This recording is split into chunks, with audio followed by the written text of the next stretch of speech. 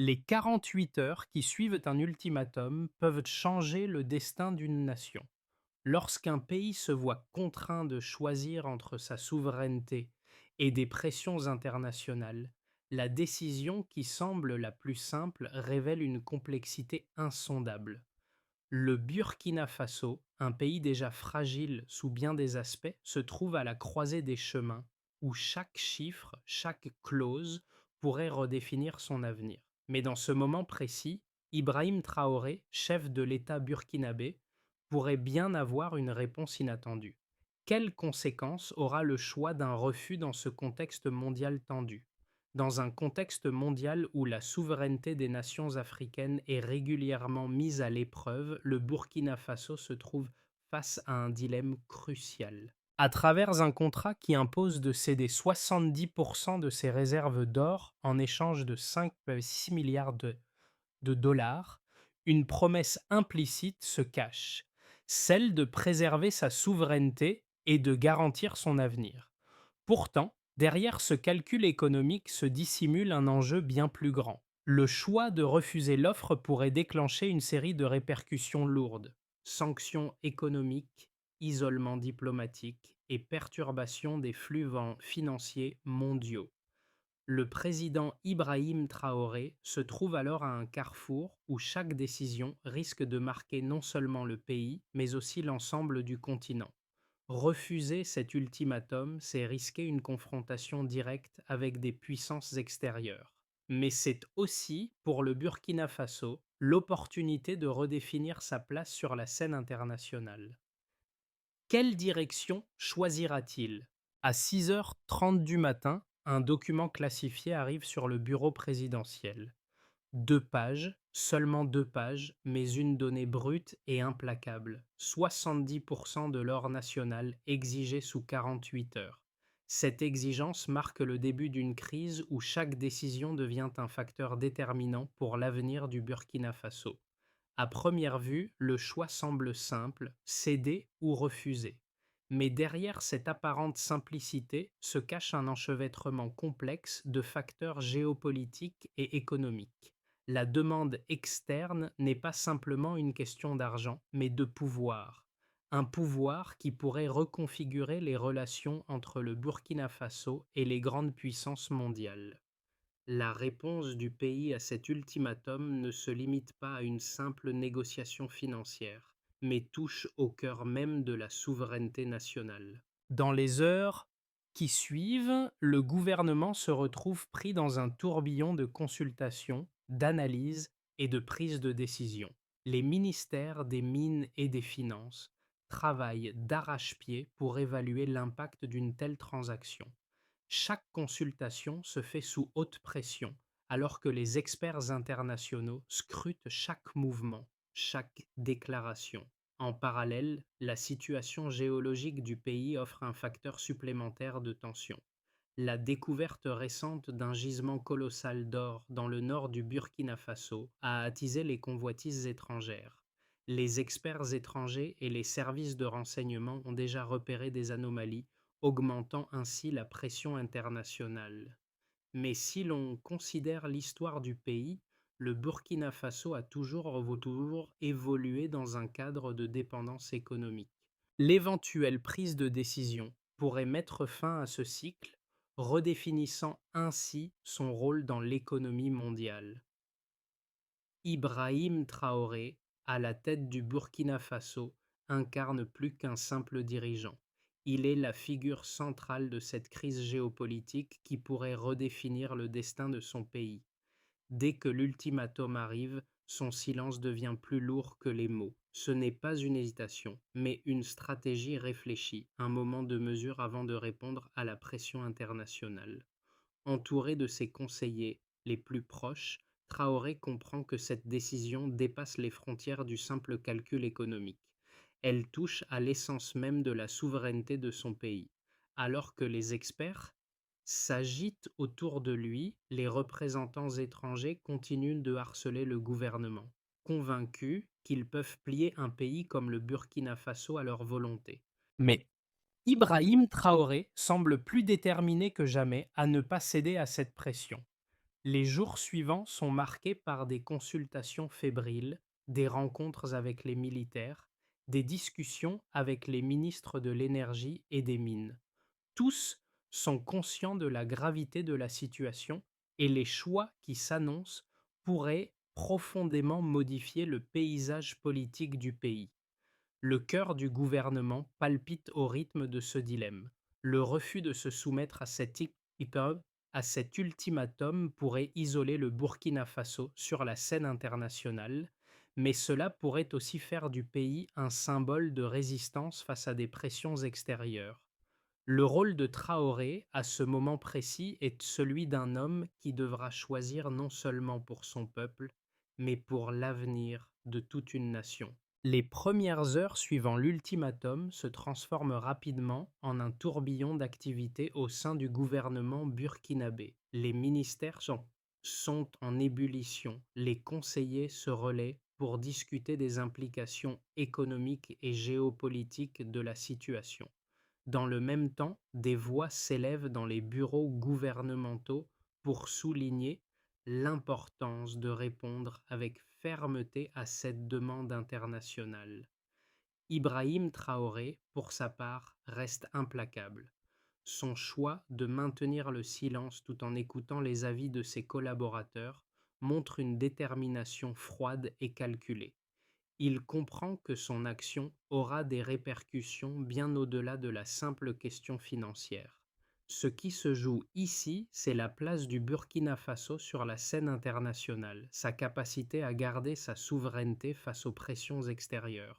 Pendant que les négociations se poursuivent en coulisses, l'armée reçoit des ordres de préparer des mesures pour sécuriser les ressources nationales, en particulier les zones aurifères. Le premier signe de rupture se fait sentir à partir de ce moment précis. La décision de fermer certaines routes et de sécuriser les sites miniers devient une indication claire. Le pays se prépare à résister. À l'extérieur, les experts financiers commencent à anticiper des conséquences économiques importantes. Les marchés mondiaux commencent à réagir et la question de l'approvisionnement en or devient une inquiétude croissante. Au sein du pays, les premières tensions sociales apparaissent également. Des rumeurs circulent, des manifestants commencent à organiser des rassemblements. Certains soutiennent la décision de Traoré, convaincus qu'un refus nécessaires pour préserver la dignité nationale. D'autres, cependant, craignent une récession économique imminente, avec des conséquences dramatiques pour la population. En parallèle, la presse internationale suit de près les développements. Les grandes agences de presse spéculent sur l'issue de cette crise, certains analystes parlant déjà d'un précédent dangereux qui pourrait encourager d'autres nations africaines à défier les grandes puissances. En réponse, Ibrahim Traoré donne des instructions fermes. Le pays ne cédera pas. Il ne s'agit pas seulement de refuser l'ultimatum, mais de redéfinir la relation entre le Burkina Faso et le reste du monde. Le pays, selon lui, doit sortir de la logique de dépendance qu'il a connue pendant des décennies. Cette dynamique de résistance se poursuit alors que les autorités burkinabées se préparent à des scénarios de plus en plus extrêmes, allant jusqu'à une coupure des liens économiques avec l'extérieur. Traoré devient le catalyseur de cette transition vers l'autonomie. Le choix de ne pas céder, bien que risqué, est aussi perçu comme un acte de réaffirmation nationale. À l'heure où les négociations entre le Burkina Faso et ses partenaires internationaux atteignent un point critique, des données concrètes commencent à émerger, apportant une nouvelle perspective sur les risques et les opportunités. Le premier chiffre notable concerne la production aurifère du pays. Le Burkina Faso extrait chaque année environ 80 tonnes d'or, ce qui représente 14% de son PIB et plus de 70% de ses exportations. Cette dépendance alors est à la fois un atout et une vulnérabilité. Si le pays cède aux demandes internationales, il se trouve non seulement dans une situation financière plus stable à court terme, mais il perd également la maîtrise de ses ressources stratégiques.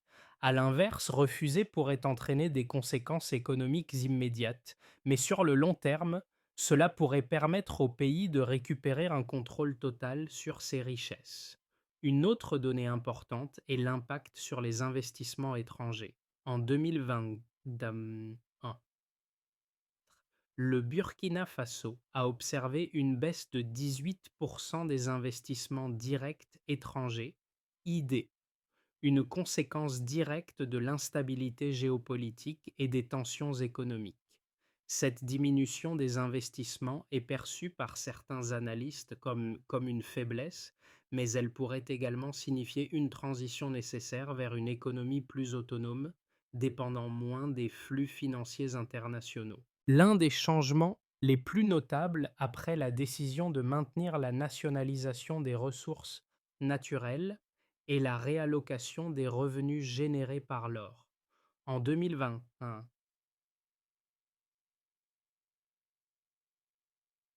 les investissements dans les infrastructures locales ont augmenté de 41%, tandis que les investissements dans le secteur agricole ont cru de 23% et dans le secteur militaire de 27%.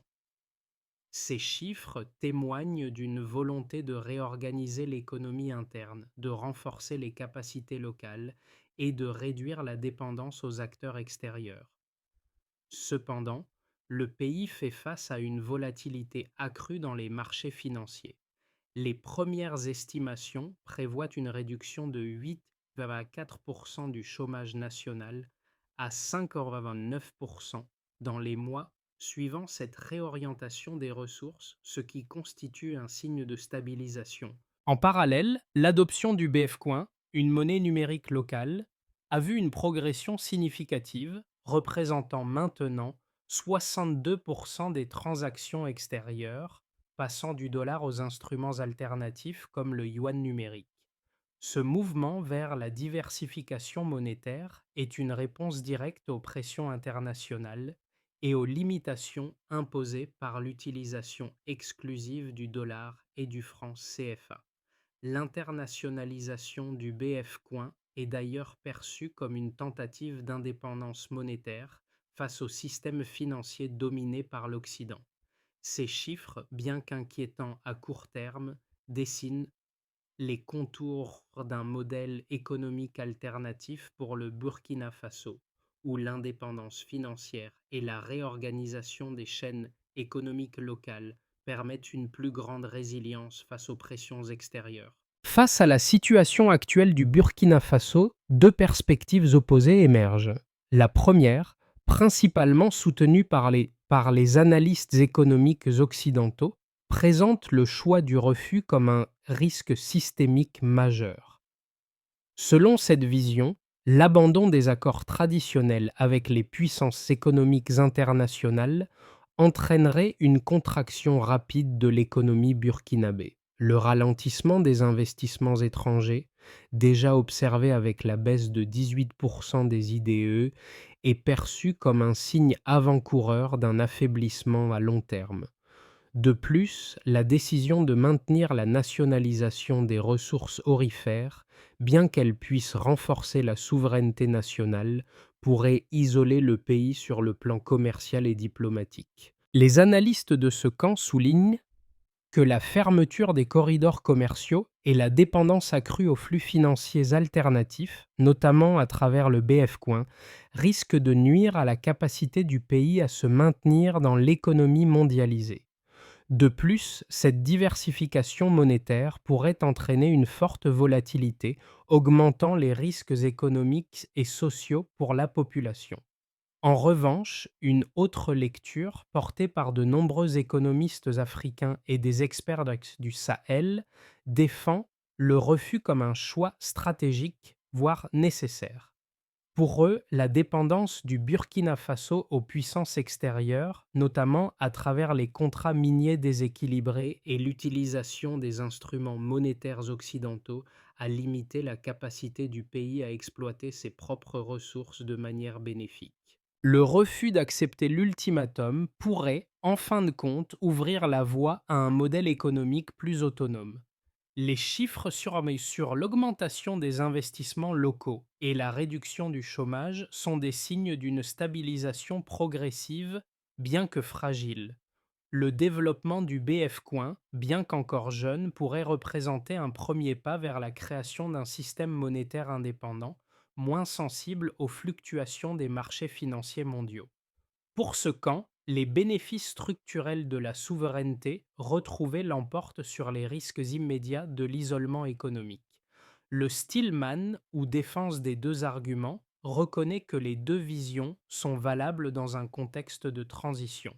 Le refus, bien qu'il entraîne des coûts à court terme, peut effectivement permettre au Burkina Faso de se libérer d'un système d'exploitation inégal et de renforcer ses bases économiques. Cependant, il ne faut pas sous-estimer les défis immédiats auxquels le pays sera confronté, notamment la gestion de l'instabilité à court terme et la nécessité de compenser les pertes économiques initiales. Ce modèle alternatif de souveraineté économique pourrait bien se révéler viable, mais son succès dépendra de la capacité du Burkina Faso à maintenir une stabilité intérieure tout en gérant les pressions extérieures. À ce stade crucial, la situation atteint un tournant décisif. Le gouvernement burkinabé a pris une mesure radicale, la fermeture complète des routes menant aux zones aurifères. Ce geste est un signal fort adressé à la communauté internationale, mais aussi à la population locale.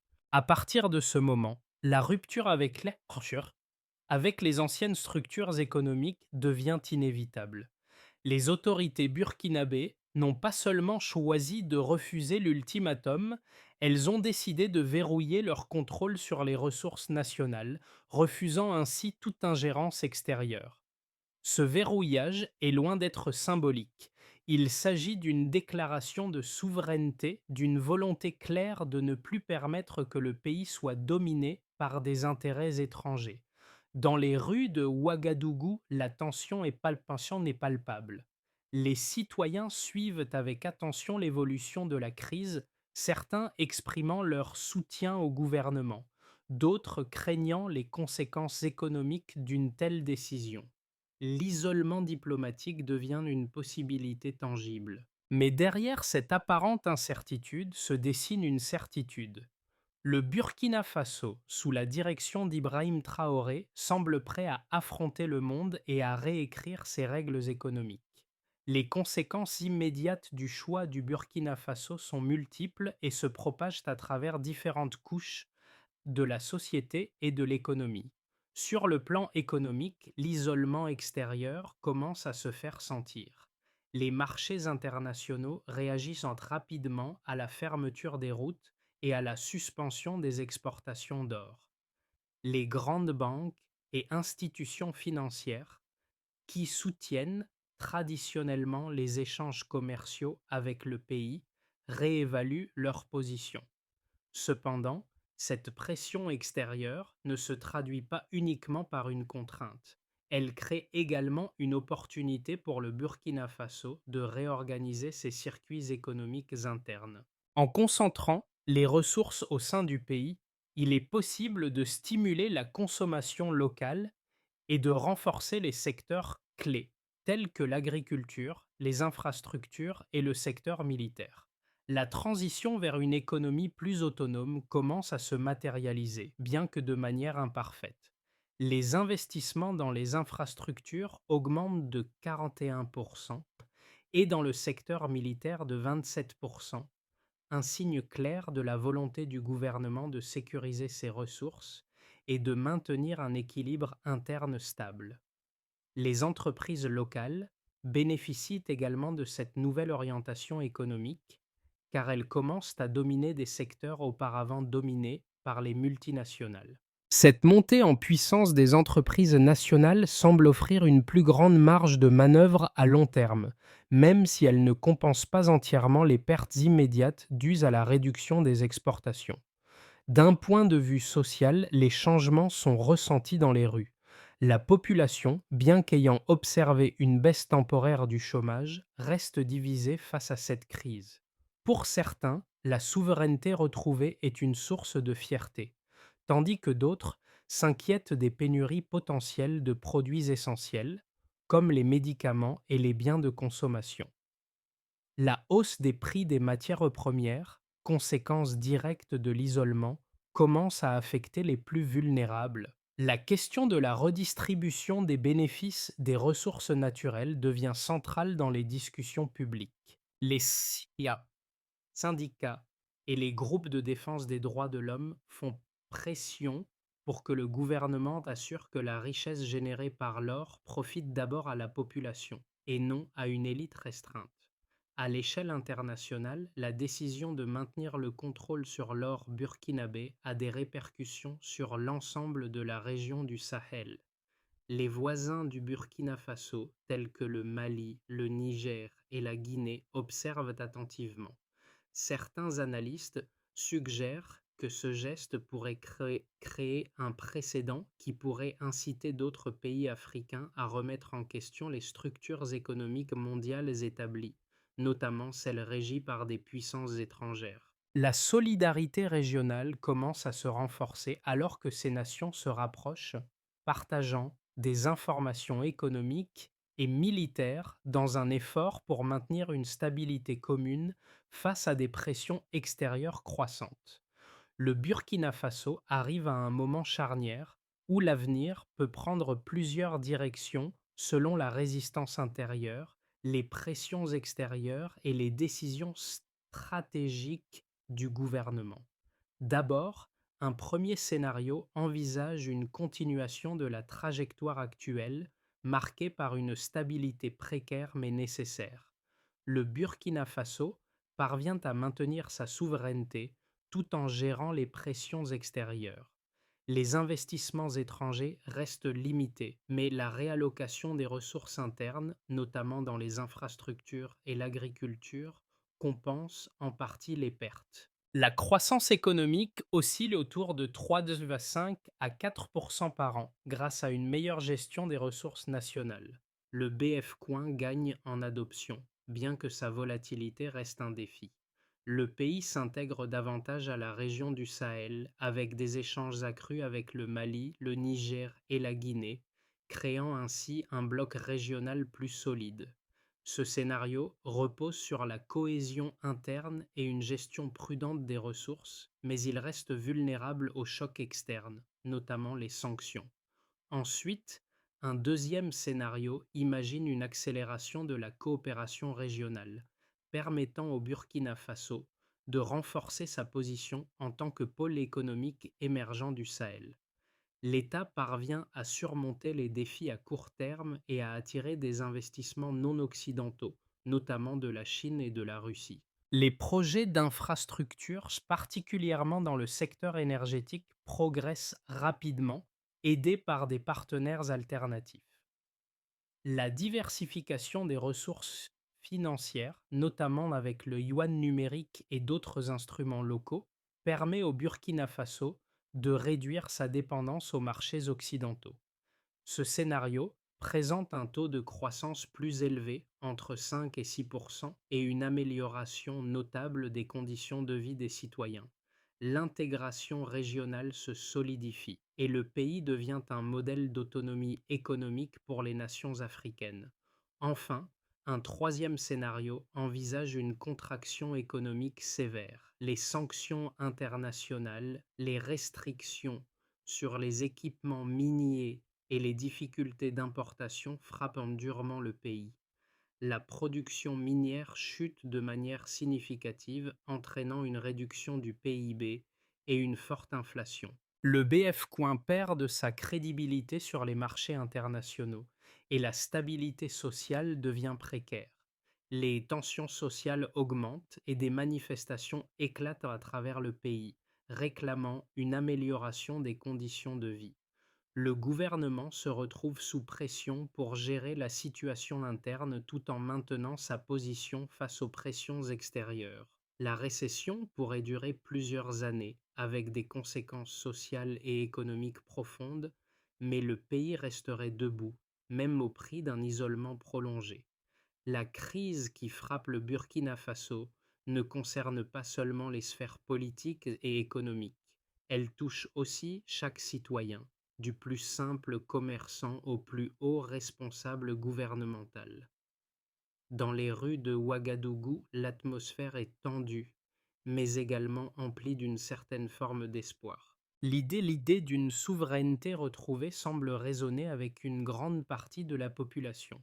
Pour beaucoup, ce qui se joue n'est pas simplement une question d'or ou de contrats commerciaux, mais un principe fondamental, celui de ne pas céder à la pression extérieure, de ne pas se laisser écraser par les dictats d'une mondialisation qui privilégie les intérêts des grandes puissances au détriment des nations africaines. Les jeunes, particulièrement les étudiants, sont de plus en plus engagés dans les débats. Ils discutent des implications de la crise non seulement sur le plan économique, mais aussi sur le plan de l'identité nationale.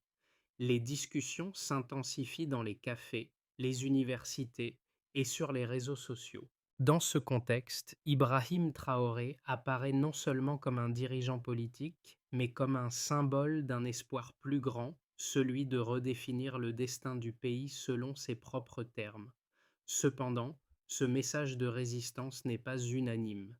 Certains secteurs de la population, plus vulnérables économiquement, vivent cette situation avec plus de scepticisme. Les pénuries et les hausses de prix sont des réalités quotidiennes et l'angoisse de l'avenir pèse sur les familles. Mais même parmi ces groupes, une forme de résilience se développe. Le choix de Traoré, bien qu'extrême, est perçu comme un acte de dignité nationale.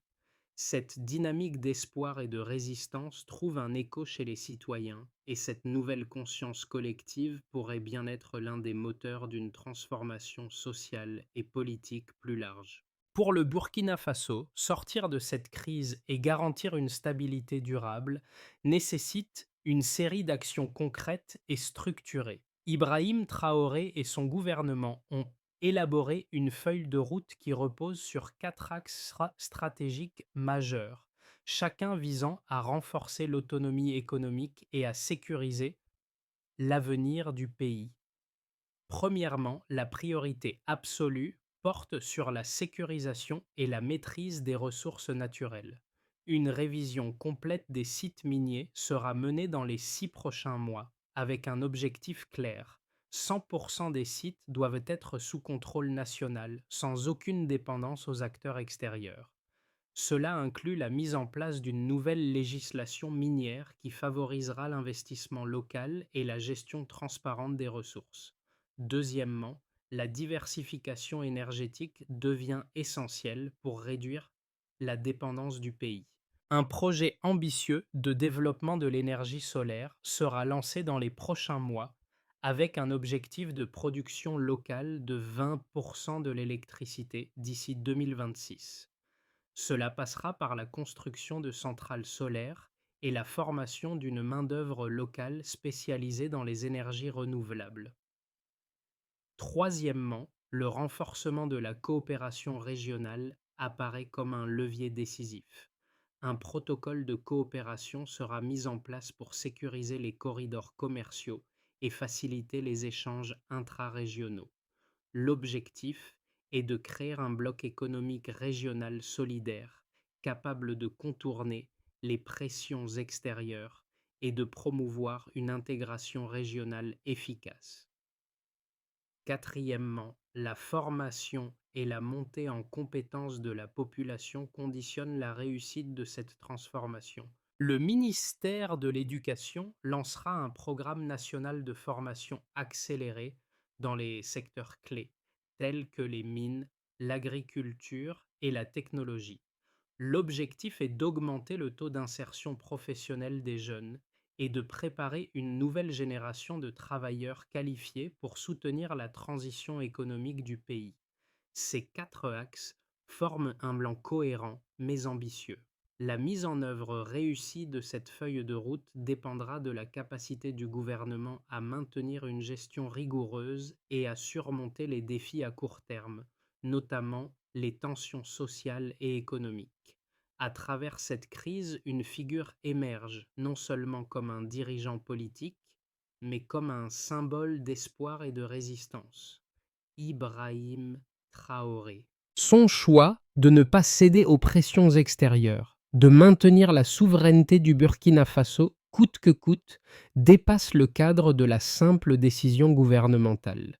Il incarne la volonté d'un peuple qui refuse d'être dicté par des puissances extérieures, un peuple qui veut définir son propre destin. Cette position audacieuse, bien que risquée, résonne profondément dans les rues de Ouagadougou et au-delà dans tout le pays. Loin des grandes conférences internationales et des débats économiques, ce qui se joue ici, c'est l'âme même d'une nation. À travers les yeux des citoyens burkinabés, qu'ils soient dans les mines, les universités ou les quartiers populaires, la question posée est simple. Combien de temps encore un pays pourra-t-il se soumettre à des décisions imposées de l'extérieur? La décision de Traoré et celle du Burkina Faso tout entier sera un tournant, un moment clé, où la souveraineté et la dignité priment sur la soumission. Peu importe les conséquences immédiates, ce combat pour l'indépendance, aussi incertain soit-il, est un acte de bravoure que l'histoire retiendra. Le Burkina Faso, dans son désir de retrouver sa liberté, ne sera plus jamais le même. Le parcours du Burkina Faso est loin d'être terminé. Ce que nous avons vu jusqu'à présent n'est que le début d'un voyage complexe marqué par des choix difficiles, des sacrifices et peut-être des victoires inattendues. L'histoire de ce pays et celle d'Ibrahim Traoré sera racontée pendant des générations, mais elle ne doit pas se limiter à un récit politique. Elle doit inspirer chacun d'entre nous à réfléchir sur nos propres notions de souveraineté, de dignité et de résistance. Si le Burkina Faso, un pays petit en taille mais grand par son courage, peut choisir de se battre pour ses valeurs, que cela nous incite à réévaluer notre propre place dans le monde. Alors, qu'en est-il de vous? Comment cette histoire de lutte pour l'indépendance, de réaffirmation de l'identité nationale, vous affecte-t-elle personnellement? Peut-être que ce n'est pas seulement un récit de géopolitique, mais une invitation à réfléchir sur les décisions que nous prenons dans nos vies chaque jour. Prenez un moment pour penser à cela. Partagez vos réflexions. Engagez-vous dans cette conversation. Car au fond, cette histoire n'est pas seulement celle du Burkina Faso, elle est aussi la nôtre.